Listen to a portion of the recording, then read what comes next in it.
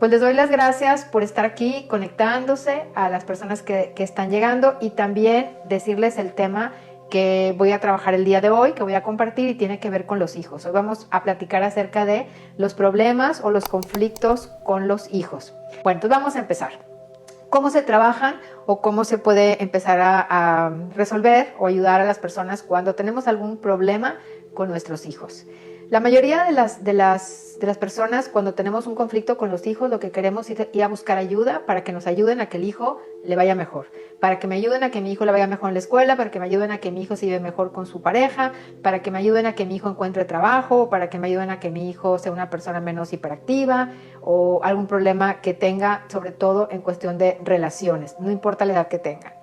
Y la realidad es que muchas veces, cuando son pequeños sobre todo, lo más conveniente es trabajar con los padres. Yo en lo personal, cuando alguien viene y me busca, que viene por algún conflicto con los hijos, mi sugerencia es, no necesito que me traigas a tu hijo. Si tú necesitas una ayuda específica para tu hijo porque tiene algún conflicto con su personalidad o de lenguaje o de conducta, yo te puedo referir con una persona, un psicólogo, una psicóloga, una persona profesional de mi confianza que pueda apoyarte directamente con el hijo. Y yo me ofrezco a trabajar con el padre, con la madre o con ambos. Pero, ¿cuál es el punto más importante que necesitamos mirar los padres? Que los hijos, desde que son pequeños, desde que empieza la concepción, inclusive meses antes de la concepción, donde ya por resonancia los padres están uniendo esas energías para crear o para concebir a ese hijo, ya las historias de ambos padres empiezan a entretejer el destino. Y yo tengo una frase que dice que los secretos, los excluidos, lo que no se habla, lo que no se resuelve en una generación, las siguientes generaciones lo van a vivir como si fuera su destino. Hay muchos otros consteladores que se refieren a este tema más o menos con la misma frase. Y es que los padres dan a los hijos y los hijos toman. No solo toman la vida, sino que también toman sus historias. Y las historias que tienen que ver con los padres de los padres, o sea, los abuelos y muchas otras personas dentro del árbol. Todos los asuntos que se quedan pendientes, los excluidos, lo que no se habla, lo que no se resuelve, los hijos van a tener van a tener una tendencia a vincularse y a repetir las historias. Dentro de las constelaciones vemos que la tendencia es repetir o reparar. Yo puedo repetir las historias y es muy frecuente cuando platico con alguien que dice, fíjate que mi hijo le está pasando, o mi hija le está pasando esto con sus parejas o con su trabajo, y un poquito las preguntas van, bueno, ¿y cómo es la relación tuya con el papá? No, pues híjole, pues no me había dado cuenta, pero ¿sabes qué? Pues también yo me divorcié, o yo siempre he estado en conflicto con el padre o con la madre. Y lo que nos damos cuenta es que la mayoría de los hijos repetimos las historias de nuestros padres y muchas veces no es exactamente lo mismo, a veces parecería que fuera lo opuesto, y es cuando estamos reparando.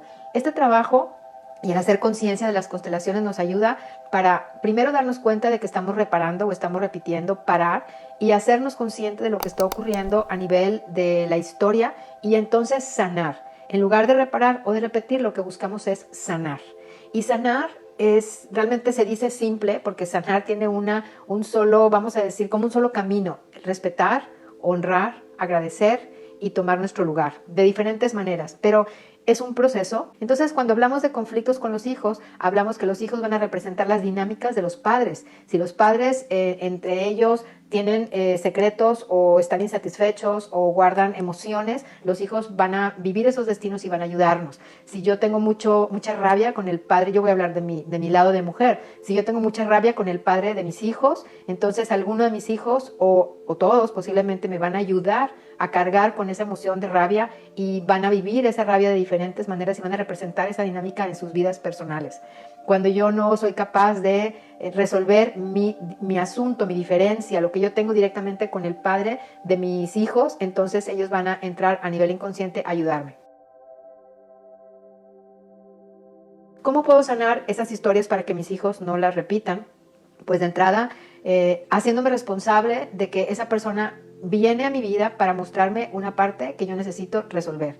Cómo me abandono, cómo me miento, cómo me traiciono yo a mí misma, cómo me desvalorizo, cómo me cuido, qué tan consciente soy de soltar el pasado, de situaciones en las que yo muchas veces por ayudar a todos me abandono yo, por resolver la vida de otros no resuelvo mis cosas y vivo en la insatisfacción y vivo en la culpa y vivo en la frustración pensando que la otra persona necesita cambiar, que la otra persona tiene que madurar, que yo hago todo, que ese es otro de los temas muy importantes, inclusive con los hijos, porque cuando uno da más de lo que la otra persona devuelve o de lo que la otra persona puede tomar y negociar conmigo, lo que sucede es que yo termino quedándome sola y víctima y la otra persona se va.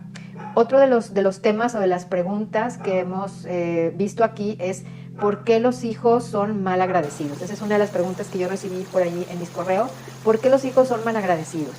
Bueno, son mal agradecidos porque hubo un desequilibrio entre el dar y el tomar. Lo más seguro es que yo le haya dado de más a ese hijo, más de lo que él me devolvía en su momento, más de lo que él necesitaba para aprender sus lecciones. Quizá lo rescaté, le resolví demasiadas cosas, pagué cosas que debía, lo justifiqué cuando se equivocaba, lo defendí con su padre o con sus parejas o en la escuela, justificando de que pues es que ha sufrido o estuvo enfermo o es el más pequeño o es el que le tocó más duro o es el que le ha afectado más mi divorcio, no sé, puedo hacer muchas justificaciones en mi mente, pero al final yo le di a ese hijo más de lo que el hijo necesitaba para vivir su propio destino y aprender sus propias lecciones. ¿Y qué sucede? Que después la dignidad de esa persona se pierde y la persona acaba yéndose y acaba alejándose de mí y me queda a deber cosas que posiblemente yo no le pregunté si estaba dispuesta o dispuesto a devolverme, por ejemplo. Muchas veces durante las constelaciones, durante los talleres, las personas me han expresado, es que aquí la excluida o el excluido soy yo, ¿sí? O sea, mi familia me excluye. Y no sé qué tanto funcione, pero desde mi experiencia, a mí me pueden excluir, a mí me pueden haber regalado mis padres, ¿sí? Eso, más exclusión, ¿qué más exclusión queremos que me hayan regalado y no me hayan querido saber nada de mí? Ahora, me pueden excluir mi familia desde el momento en que no está de acuerdo cómo llevo mi vida, desde que me critican o me juzgan, pero aquí la madurez de la persona como adulta es, ellos son así, ¿qué es lo que me vienen a mostrar? ¿Y qué tanto yo me excluyo a mí mismo o a mí misma? Yo necesitaría preguntarme eso. Y ahí pues trabajar la ley del espejo. También hablar con el tema de los hijos, que nosotros necesitamos también soltar a los hijos, permitirles que cometan sus propios errores, cambiar ese concepto de error por aprendizaje. Yo creo que nosotros como adultos también no seríamos quienes somos y no tendríamos la fuerza que muchas veces tenemos si no nos hubiéramos caído y levantado no sé cuántas veces y nos hubiéramos equivocado.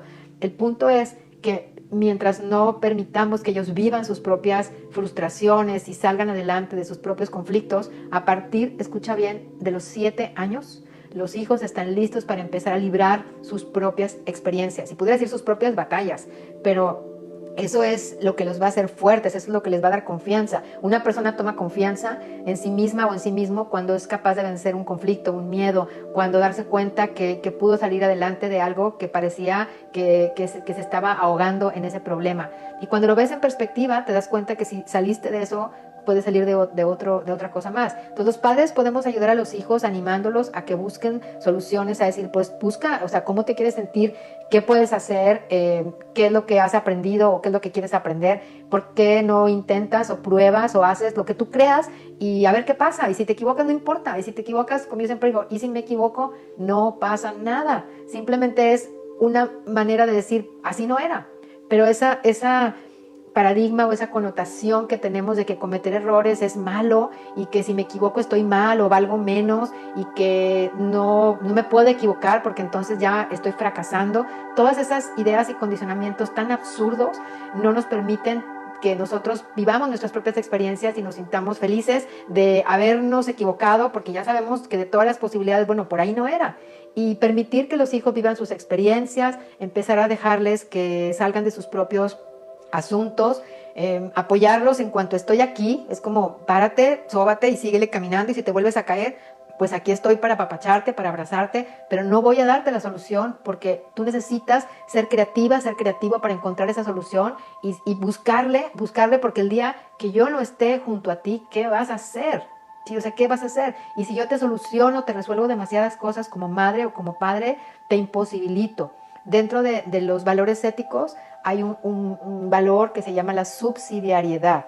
Y subsidiar, que también los valores los tenemos un poco fuera de contexto, subsidiar, al menos para algunas personas de mi generación y de mi cultura, es te subsidio es te doy, te resuelvo, ¿sí? Te voy a dar, pero subsidiar es ayudar a la persona con recursos para que lo más pronto posible lo haga por su propia mano. Es como enséñale a pescar, pero no le des el pescado. Es algo así. Y si ponemos la subsidiariedad en el centro, que es enseñar a la persona o darle los medios para que lo más pronto lo haga por sí misma, los extremos sería el abandono.